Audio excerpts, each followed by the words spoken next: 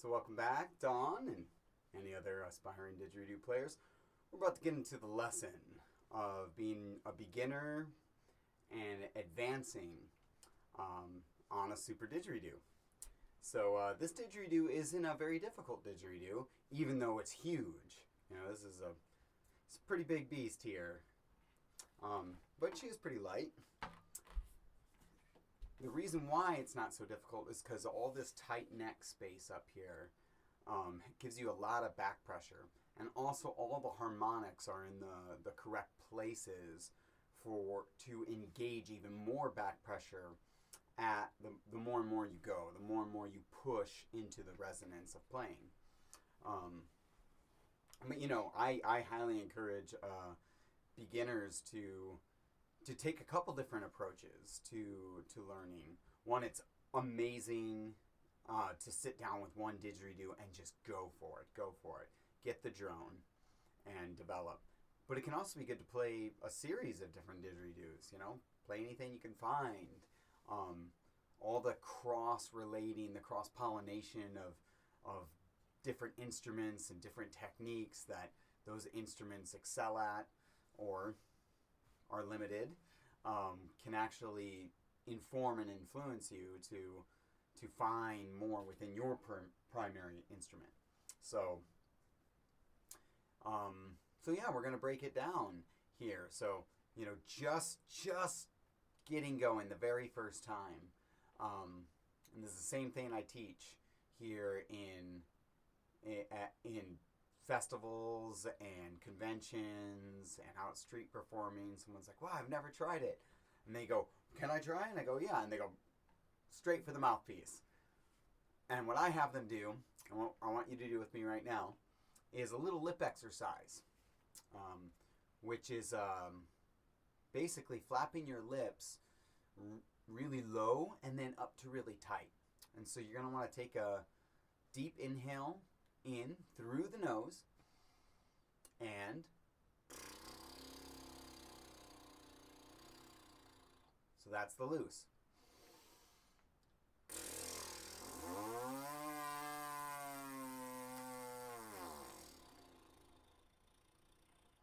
So I'm going from loose to tight, always breathing in through the nose. That is so important.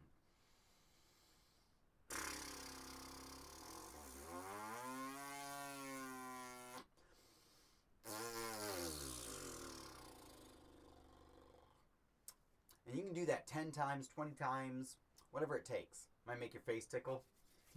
Still makes my face tickle 15 years later after playing ditch. And so what that's going to do is that's going to warm up all these muscles in your lips and your face and your cheeks and get them to start working together. Because there can be a lot of sloppiness, a lot of dissonance happening within those muscles, lack of coordination. And so this is just getting everything warmed up.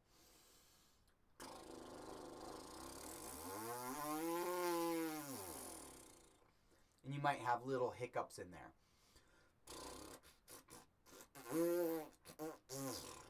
So what you really want to feel is with your loose lips that everything's kind of moving. You know, your cheeks should be tight but relaxed at the same time.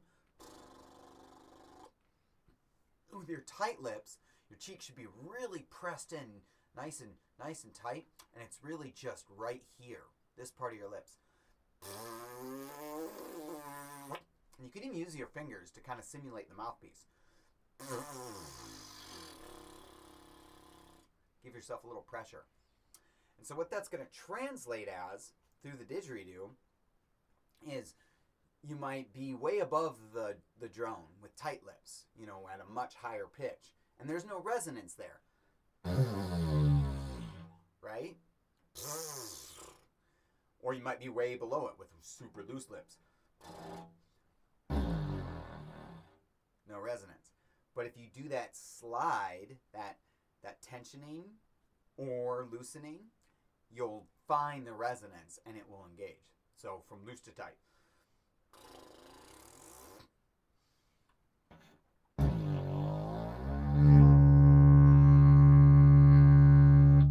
And it just caught the resonance, I came up to it, and it locked in. Now you might go above it, and that's good practice. It's good lip exercise.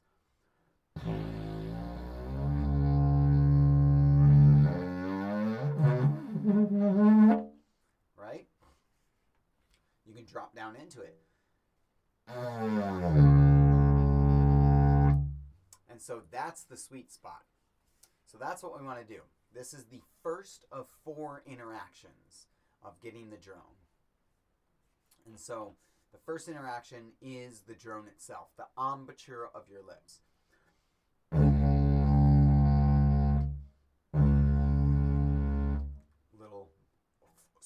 A lot of airflow. A little bit of airflow. Right? Now, the second interaction, we'll come to, actually, later. We'll come to the second interaction later. We're just going to start right here. Very first step, drone. A little bit of water here. And yeah, so this is a good talking point. There's a couple things that are really going to help. You might notice that I'm sitting down in a comfortable but upright position. Comfortable and engaged. It's kind of like yoga. But sitting down helps so much. Standing up and playing it's cool, but really to fully relax and be able to engage with the intimacy of this instrument, you have to make yourself, as relaxed as possible, as intimate with it as possible. You've got to be willing to receive. You're not driving the didgeridoo. It's a dance that happens together. And so that goes for beginners to masterful players as well. It's also a very respectful thing in traditional indigenous Australian culture with didgeridoo playing. You might see, like, in the tight tribal ceremonies, there might be dancing with the didge, but like playing to outsiders or playing to another tribe, it's traditional to sit or even to kneel down. So this way, you're not a threat to an outsider, because the didgeridoo can be pretty crazy, and pretty scary sounding. Right? So if you're sitting and they see that, it's like, oh, okay, it's all good. But it also helps with relaxing the diaphragm, taking bigger inhales, getting your body alignment. So drone, back to the drone, where we're starting here. It's probably best to try playing front on first. So that means that the center of your lips are going into the mouthpiece. So I'll show you right here. So my embouchure is right here, and it's going right about here.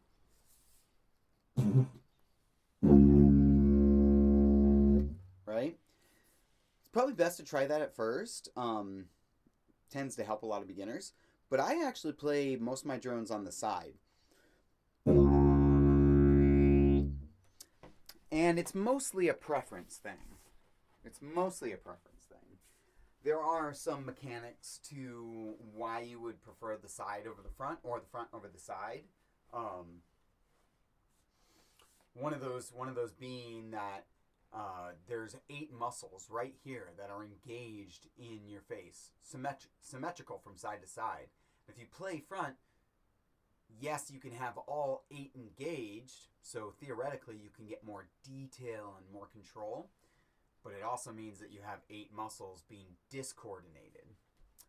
And if that's the case, then it's actually, better to move to the side where you only have to really control 4 of those muscles. I find with the drone that side playing tends to be crisper sounding, tends to get the overtones a little bit more. And I find with the front, I can be much softer. And with the trumpets, the front can get a little tighter even. Like you can really get a tiny little embouchure like playing a trumpet. But we're just going to go back to this. So, sitting, and you're always going to breathe in through your nose first. Never breathe in through your mouth. This isn't flute playing or trumpet playing, because if you start getting into that bad habit, you have to get rid of that habit to be able to circular breathe, because you're never going to breathe in through your mouth when circular breathing, when creating songs with the didgeridoo. So always in through the nose. And play around with your mouth position. You know, if I play front, it's a little bit more like I'm a beginner.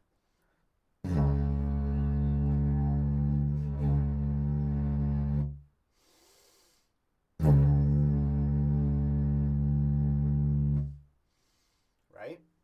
If I play side, I sound, you know, like I've been doing this a while.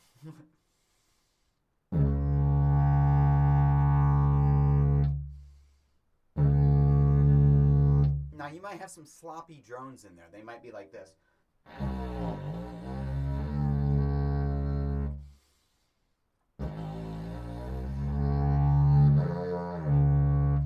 You just want to keep finding that sweet spot. Notice, really pay attention, and notice if you sound too loose, you're too low, or if you're too high, you're too tight. And try to come back to that sweet spot. And you'll feel it. You'll feel it push back against you and hold you in there. I recommend that when you do find that sweet spot where your lips are the most comfortable on the mouthpiece, leave your lips in place. This is really important. Leave your lips in place and breathe through your nose. Don't adjust. If you just did 5 or 10 drone hits in a row, out breaths, drone out breaths in a row, and it's happening every time, leave your lips there and keep going with it.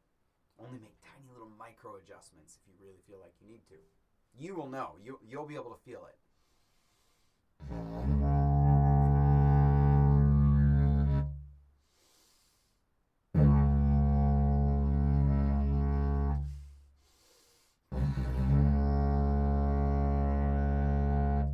So this is what we're going for. Just that in repetition. Do like 10, 20 of those. Get into it. Enjoy it. Enjoy the pulse, the vibration. And then we can start mixing in other things.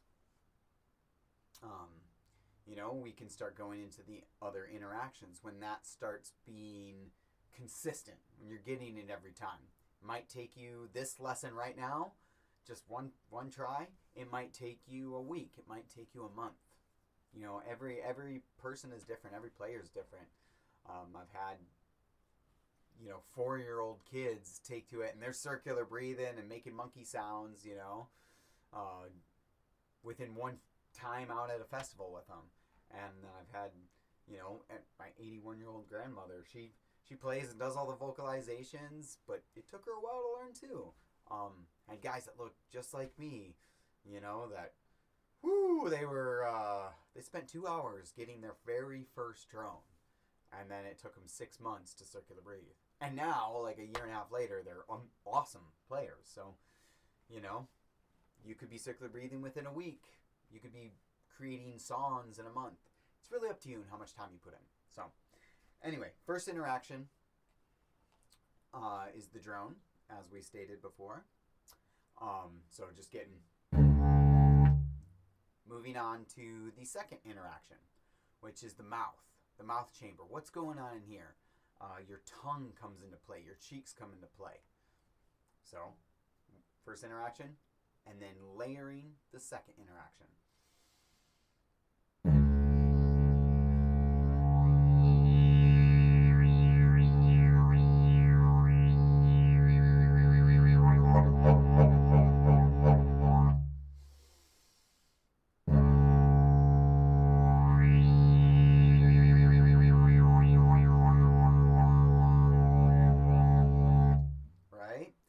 Creating overtones. Wee, wow, wow, wow, wow, wow, wow, wow, wow, wow, wow, wow. You're actually doing, you can do scales with that too.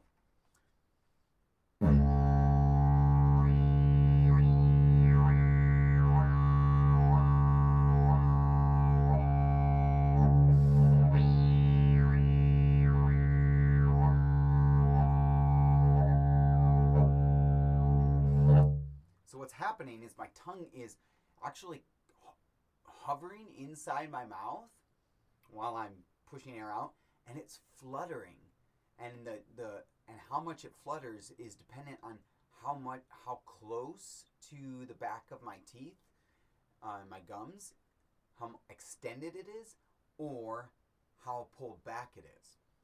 So if my fingers, my tongue here, like if you could see inside my mouth,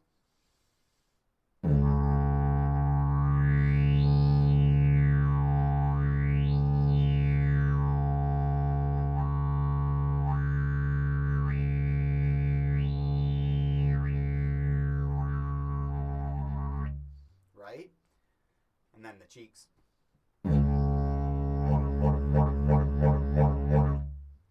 That's the mouth chamber. Third interaction is the vocals. This is where stuff gets really fun, right? So the vocals go, that's when you're singing through it. You're making animal sounds. You're making crazy space sounds. And they can be layered with the mouth chamber, the second interaction, all over the drone to create some pretty wild sounds. So, really just have fun with this. Just go for it. So if I do a nice, say like a tenor sound, well,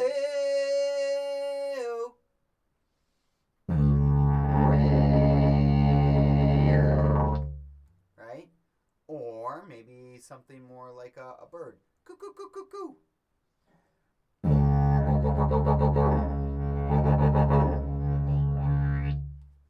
Or like a super high-pitched monkey sound. Yee!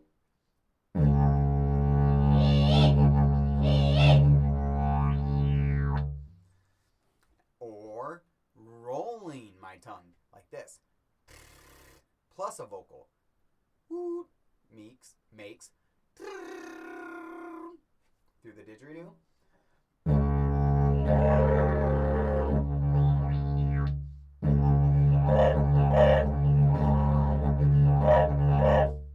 So,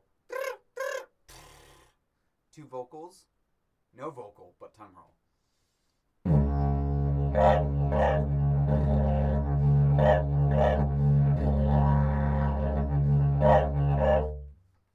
Now my tongue's in play the whole time. It just kind of happens naturally. These things just, these interactions, they play off each other and they inspire each other. So the more aggressive you are in going for them, the more they're going to actually strengthen and inform the technique for, say, isolating one or the other. So here's a compound interaction with the second and the third interaction. So the tongue and the vocals.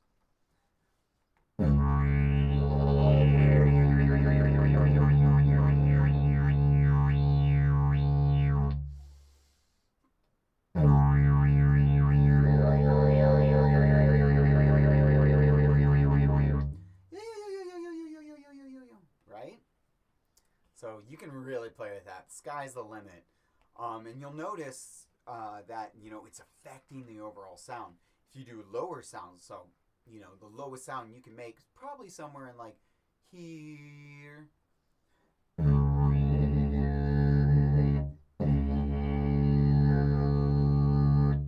You're creating polyphonics and chords through the didgeridoo.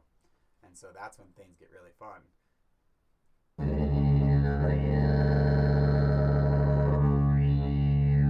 So voice going up and down.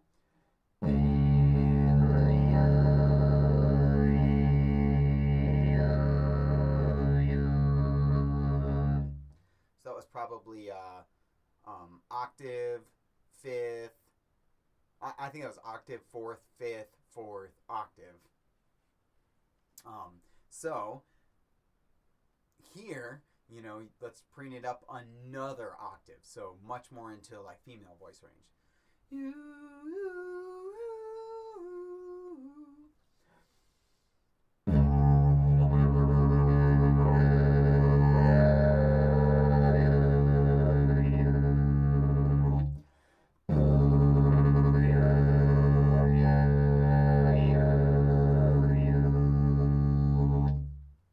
Pretty cool, huh?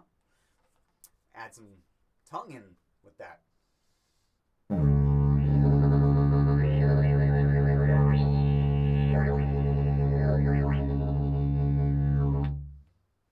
Sky's the limit.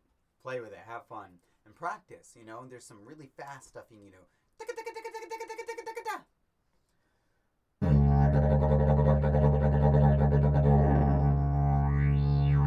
big boo.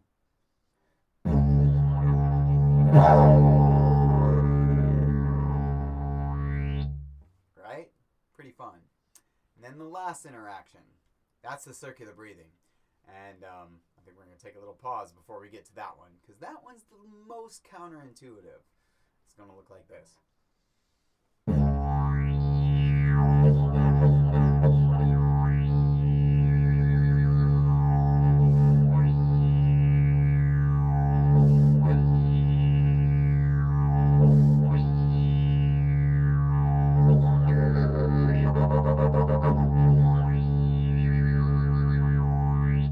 So we'll break that down in the third part of our video.